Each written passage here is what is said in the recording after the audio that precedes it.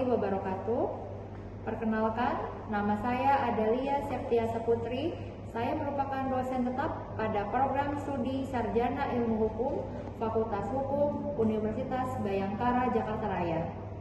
Bidang keilmuan yang saya tekuni adalah hukum pidana dengan fokus pengajaran pada mata kuliah Hukum Perlindungan Saksi dan Korban.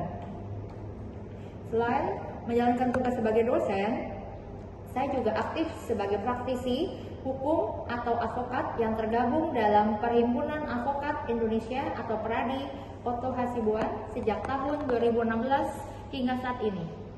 Pengalaman sebagai praktisi memberikan kesempatan kepada saya untuk menangani berbagai permasalahan hukum secara langsung, sehingga proses pembelajaran yang saya lakukan di kelas tidak hanya berlandaskan teori maupun peraturan, tetapi juga diperkaya dengan pengalaman praktik, studi kasus, serta perkembangan hukum yang terjadi di masyarakat. Dengan demikian, mahasiswa dapat memperoleh pemahaman yang lebih komprehensif mengenai penerapan hukum dalam praktik peradilan.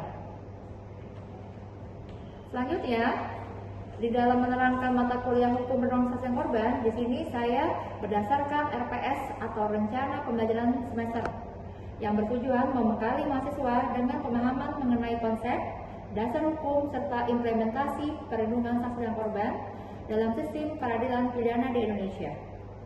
Adapun materi yang pembelajaran tersebut dalam RPS meliputi: pertama, sejarah perkembangan hukum perlindungan saksi dan korban di Indonesia sebagai dasar untuk memahami lahirnya kebijakan perlindungan hukum. Kedua, tujuan pembentukan peraturan perundang-undangan mengenai perlindungan saksi dan korban sebagai bentuk jaminan negara terhadap hak-hak warga negara yang berhadapan dengan proses peradilan di Indonesia. Ketiga, konsep perspektif mengenai tujuan perlindungan saksi dan korban dalam mewujudkan sistem peradilan pidana yang berkeadilan. Selanjutnya, keempat, kedudukan saksi dan korban dalam sistem peradilan pidana. Kelima, definisi serta berbagai bentuk perlindungan yang diberikan kepada saksi dan korban berdasarkan ketentuan peraturan perundangan yang berlaku. Selanjutnya, keenam, mengenai hak-hak saksi dan korban yang meliputi perlindungan fisik, psikis, hukum, hingga pemenuhan hak atas restitusi maupun kompensasi. Selanjutnya, ketujuh, perbandingan antara Undang-Undang Perlindungan Saksi dan Korban yang lama dengan ketentuan yang berlaku saat ini sehingga mahasiswa memahami perkembangan regulasi. Selanjutnya, setelah ketujuh selesai, 8, melakukan evaluasi tengah semester atau ETS. Setelah ETS, mereka akan memasuki materi yang ke-8, yaitu mengenai kedudukan, fungsi, dan kewenangan LPSK atau Lembaga Perlindungan Saksi dan Korban. Selanjutnya, mahasiswa mempelajari analisis perlindungan saksi dan korban dalam praktik dalam pembahasan berbagai putusan pengadilan maupun kasus aktual yang berkembang di Indonesia. Selain itu, dibahas juga mengenai perlindungan terhadap justice kolaborator atau whistleblower, yang dimana termasuk urgensi perlindungan hak-hak bagi para pihak yang berperan dalam mengungkap suatu tindak pidana, khususnya tindak pidana yang extraordinary crime. Selain itu, mahasiswa juga diajak untuk mempelajari berbagai macam faktor yang menjadi hambatan dalam pelaksanaan perlindungan saksi dan korban. Selanjutnya, yang terakhir yaitu pembahasan mengenai materi perlindungan saksi dan korban berdasarkan KUHP yang baru, yang dimana khususnya terkait mengenai paradigma yang lebih berorientasi terhadap hak-hak asasi manusia dan yang berkeadilan restoratif justice. Setelah semua selesai, maka mulailah mereka memasuki tahap terakhir yaitu pembahasan terkait evaluasi akhir semester atau EAS, yang dimana sebagai bentuk penilaian terhadap capaian pembelajaran mahasiswa secara menyeluruh. Dalam proses pembelajaran, saya menerapkan pendekatan yang secara integritas antara teori, regulasi, analisis putusan, pengadilan, serta diskusi, sehingga mahasiswa dapat berpikir kritis, menganalisis permasalahan hukum, serta memberikan solusi berdasarkan ketentuan hukum yang berlaku di Indonesia. Di bidang penelitian, saya juga aktif menghasilkan karya ilmiah yang sejalan dengan rumpun keilmuan hukum pidana saya.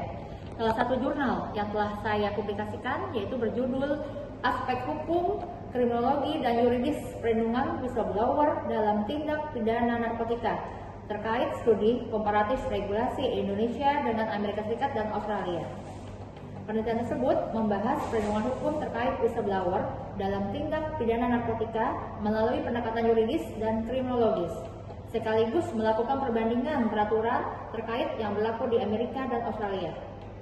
Hasil penelitian ini diharapkan dapat memberikan kontribusi kepada masyarakat, khususnya dalam pengembangan ilmu hukum. Sekian dan terima kasih. Wabillahi taufiq wal hidayah. Wassalamualaikum warahmatullahi wabarakatuh. Before we study, let's pray. Pray with me.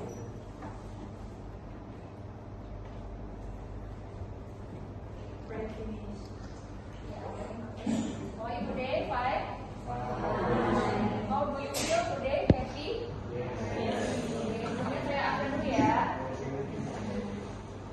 Oke, saya akan untuk kelas 6A2. Oke. Alia Safira. Oke. Amanda Amelia Putri. Oke. Andanita. Andini. Ashira. Aurelita. Bayu. Delvina. Oke. Desti. Dani. Fatia. Fauzia. Fitria. Franz. Henry. Iqbal. Kamaria. Luis. M. Fauzi. Next, Malik. Muhammad Faiz. Muhammad Fatir. Muhammad Irham. Nadia. Pandu. Putri. Ricardo. Rizky. Sandrina. Sheila. Senja. Cecilia. Siboro Taresia. Tiara. Trisha. Vanessa. Vika. Wisnu. Wulandari dan Angelas Ishak. Oke. Anda berdiam saya tik ya.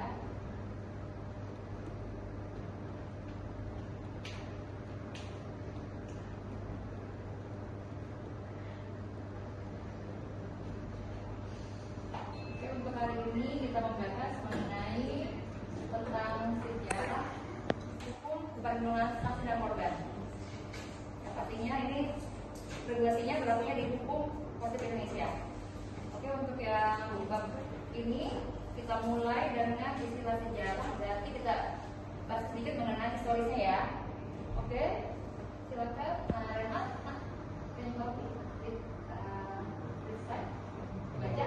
Perlindungan hukum bagi seluruh warga Indonesia merupakan suatu keharusan yang harus dilakukan. Mengenai hal itu, salah satu bagian integral dari tujuan dasar HAM yang telah diratifikasi di kedua. Perlindungan hak asasi manusia telah secara tegas diatur dalam sebuah peraturan perundang-undangan seperti Undang-Undang Perlindungan Anak, Perlindungan Perempuan, Kekerasan dalam Rumah Tangga, dan lain sebagainya yang selanjutnya kemudian perlindungan saksi dan korban. Jadi untuk yang materi ini nanti di sini membahas mengenai ada kaitannya antara orang saksi dan korban itu dilindungi yang berhubungan sama HAM. Jadi memang karena kan saksi dan korban itu juga manusia biasa, yang pasti seringkali ada ancaman atau intimidasi ya saat dia mau punya niat untuk membantu mengungkapkan sebuah kasus tindak pidana. Ingat, tindak pidana itu kan berarti kasusnya agak rumit ya, dan itu nggak mudah seperti kasus perdata. Kalau perdata itu case-nya nggak terlalu krusial. Tapi kalau pidana, terutama untuk case-case yang memang berat seperti korupsi, money laundering, narkotika, terorisme, itu pasti berhubungan sama nanti HAM.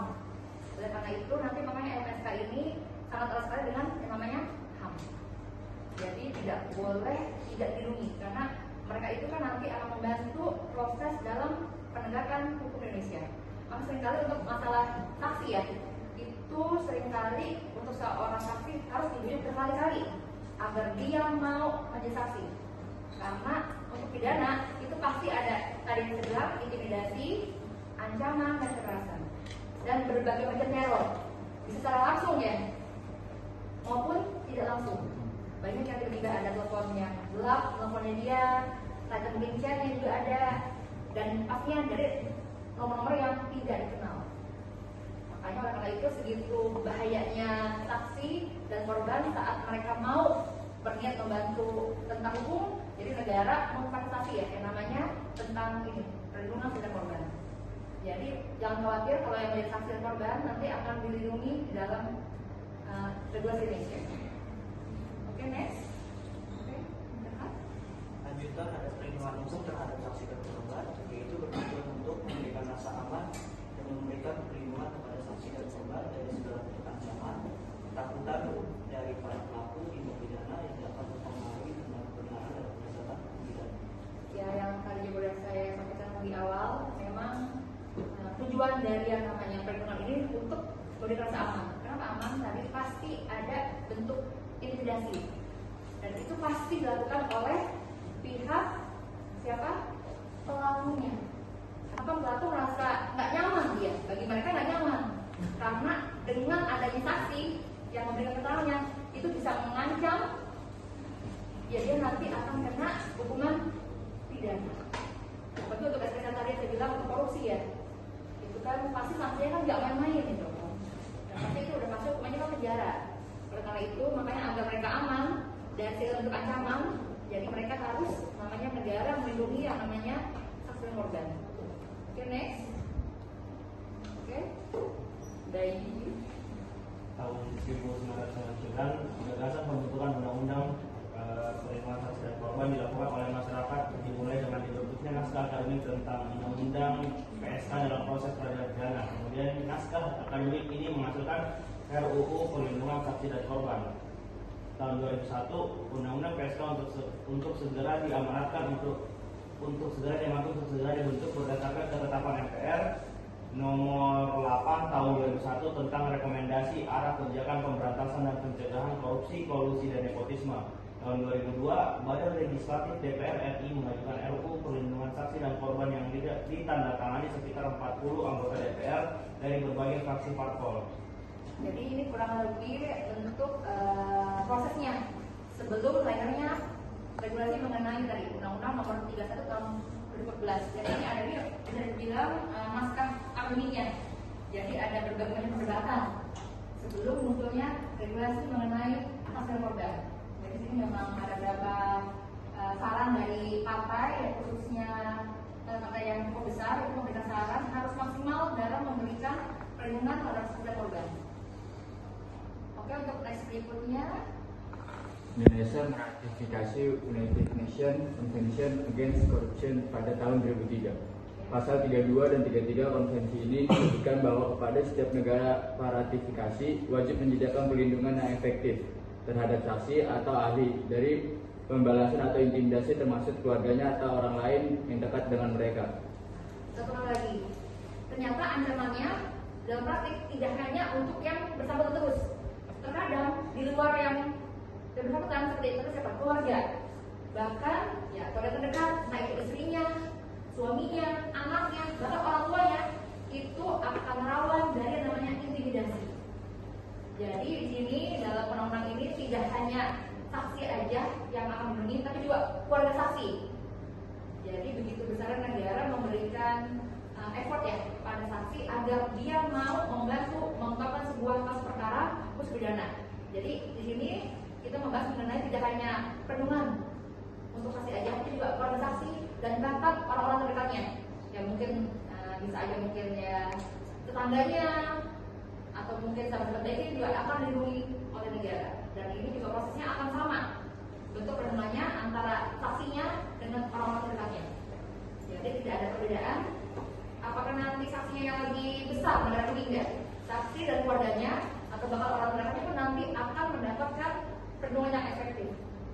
Dari mulai apa ya, rahasia datanya dia sendiri sampai tempat tinggal dia nanti diisolasi, nggak boleh ada yang tahu kecuali lembaga negaranya yaitu LPSK yang mengetahui di mana dia berada. Oke, sampai sini ada pertanyaan? Ada? Anak-anak? Tidak? Cukup? Lanjut ya. Oke, next. Awal 2005, Rencana Aksi Nasional Pemberantasan Korupsi yang disusun oleh Bappenas menjadwalkan pembahasan RUU Perlindungan Saksi pada triwulan kedua 2005. Februari 2005, rapat paripurna ke-13 DPR RI periode 2004-2009 telah menyetujui program legislasi nasional. Salah satu RUU yang diprioritaskan untuk segera dibahas adalah RUU Perlindungan Saksi. 10 fraksi di DPR RI memandang bahwa RUU Perlindungan Saksi memiliki peran strategis dalam upaya penegakan hukum dan menciptakan pemerintahan yang bebas dari korupsi. Oke, jadi salah satu partai politik itu membahas penting sekali membuat undang-undang yang namanya saksi dan korban, khususnya untuk kes-kes yang paling banyak sering ada ancaman untuk pidana itu korupsi. Karena perlu diketahui korupsi ini kan biasanya dilakukan oleh para pelaku yang masih punya jabatan atau mungkin sudah pensiunan. Nah ini kan tetap aja orang-orang masih yang punya pengaruh ya. Nah ini seringkali nanti mereka itu nanti yang para saksi akan berhadapan dengan para koruptor. Kan tidak mudah ya kita melawan orang biasa, melawan para pejabat atau pejabat yang kena kasus korupsi. Itu pasti mereka memakai cara untuk jangan sampai saksi yang mau bersedia menjadi saksi. Oleh karena itu biasanya para koruptor ini ya tadi sering ada semacam ancaman kepada para saksi. Nah, memang ini makanya DPR sini menyatakan harus segera membuat yang namanya undang-undang tentang saksi. Dan ini memang sebagian besar saya sepakat karena seringkali yang untuk korupsi ya itu banyak sekali yang mengalami intimidasi. Oke, next. Juni 2005, RUU Perlindungan Saksi dan Korban disampaikan dalam surat pimpinan Dewan Perwakilan Rakyat kepada Presiden. Tanggal 30 Agustus 2005, Presiden mengeluarkan surat penunjukan wakil untuk membahas RUU tentang perlindungan saksi dan korban yang menugaskan Menteri Hukum dan HAM mewakili pemerintah dalam pembahasan RUU tersebut. Januari 2006, pemerintah yang diwakili Departemen Hukum dan HAM menyerahkan daftar inventarisasi masalah tentang RUU Perlindungan Saksi dan Korban kepada DPR RI. Februari 2006, Komisi 3 DPR RI membentuk panitia kerja yang terdiri dari 22 orang untuk membahas RUU Perlindungan Saksi dan Korban. Oke, ini perlu jelas ya, karena ini berhubungan sama naskah akademik. Jadi Komisi 3 DPR itu mendesak untuk segera disahkannya undang-undang mengenai saksi dan korban. Oke, next. Pada bulan Juli 2006, rapat paripurna DPR RI akhirnya mengesahkan RUU Perlindungan Saksi dan Korban menjadikan Undang-Undang Perlindungan Saksi dan Korban. 10 fraksi di DPR RI mendukung keberadaan Undang-Undang Perlindungan Saksi dan Korban. Oke, dengan begitu banyak perdebatan di DPR saat proses pembuatan undangnya akhirnya mulailah tahun 2006 itu mulai disahkan dari RUU menjadi undang-undang, dari hukum yang ius constituendum menjadi ius constitutum. Dan mulailah di sini saatnya di Agustus ini ya, saat itu ya dipimpin oleh presiden ini. Okay, next. 11 Agustus 2026, Presiden Susilo Bambang Yudhoyono mengesahkan Undang-Undang Perlindungan Saksi dan Korban. Lembaran Negara Republik Indonesia tahun 2006 nomor 64. Salah satu amanat yang ada dalam Undang-Undang Perlindungan Saksi dan Korban ini adalah pembentukan Lembaga Perlindungan Saksi dan Korban atau LPSK yang dibentuk paling lambat setahun setelah Undang-Undang Perlindungan Saksi dan Korban disahkan. Dalam perkembangan selanjutnya, LPSK dibentuk pada tanggal 18 Agustus 2008. Di dalam Undang-Undang Perlindungan Saksi dan Korban disebutkan bahwa LPSK adalah lembaga yang mandiri namun bertanggung jawab kepada Presiden. Disebutkan pula bahwa Lembaga Perlindungan Saksi dan Korban adalah lembaga yang bertugas dan berwenang untuk memberikan perlindungan dan hak lain kepada saksi dan atau korban sebagai diatur dalam undang-undang. Oke, jadi sama seperti KPK ya. KPK itu adalah lembaga khusus untuk menangani yang namanya korupsi, KPK. Tapi sedangkan kalau korban itu adalah lembaga khusus, yaitu LPSK. Di mana kepanjangan dari Lembaga Perlindungan Saksi dan Korban. Dan ini sama seperti KPK, dia langsung bertanggung jawab kepada Presiden. Jadi dia mandiri. Jadi nanti pasti ketua LPSK-nya akan ditunjuk langsung oleh Presiden dan akan juga disumpah oleh Presiden. Oke, next. Kemudian ada yang mengawali perlindungan ini adalah pada semata proses peradilan pidana. Tujuan undang-undang ini adalah untuk memberikan rasa aman kepada saksi dan atau korban dalam memberikan keterangan dalam proses peradilan pidana. di mana di tahun 2014 Undang-Undang Perlindungan Saksi dan Korban diperbarui melalui UU Nomor 31 Tahun 2014 tentang perubahan atas dasar Undang-Undang Nomor 13 Tahun 2006 tentang Perlindungan Saksi dan Korban. Oke, jadi dalam Republik Indonesia sudah ada 2 undang-undang yang terkait mengenai saksi korban. Itu undang-undang pertama tahun berapa? Yang pertama? Oke, yang nomor 126 itu undang-undang 13 tahun 2006. Yang keduanya? Oke, jadi berdasarkan lex posterior derogat lex priori, jadi nanti Indonesia akan menggunakannya di undang-undang yang nomor 31 tahun 2012. Ya, nanti kan kalau kalian sebagai aparat penegak hukum atau mungkin LPSK juga nanti patokannya kayak undang yang baru ya.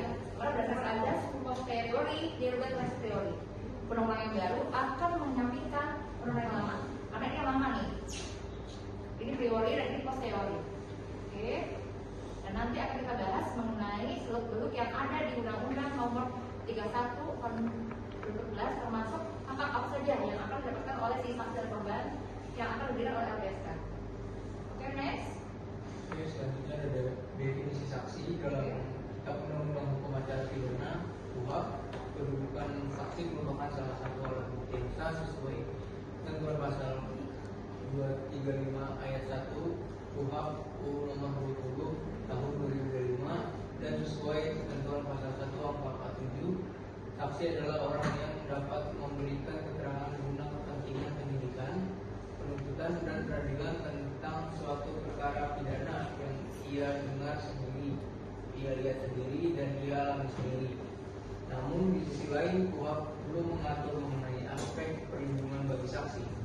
Adapun peraturan mengenai perlindungan saksi ditemukan dalam Undang-Undang Nomor 1 Nomor 13 Tahun 2006 Intro Undang-Undang Nomor 31 Tahun 2014 tentang perlindungan saksi dan korban. Oke, jadi di Indonesia ada undang-undang yang mengatur mengenai saksi korban. Untuk undang-undang yang khususnya itu ada diatur di ini Undang-Undang Nomor 31 Tahun 2012. Tapi ada undang-undang umumnya itu diatur di KUHP. Yang mana dalam KUHP itu tercantum di pasal 235. Di sini ada istilah definisi. Itu di pasal 1 angka 43 juga lebih spesifik lagi. Ingat ya, saksi itu adalah orang yang tahu persis dalam apa? Ya, dia dengar sendiri, dia lihat sendiri dan dia alami sendiri dan bukan kita dari orang lain.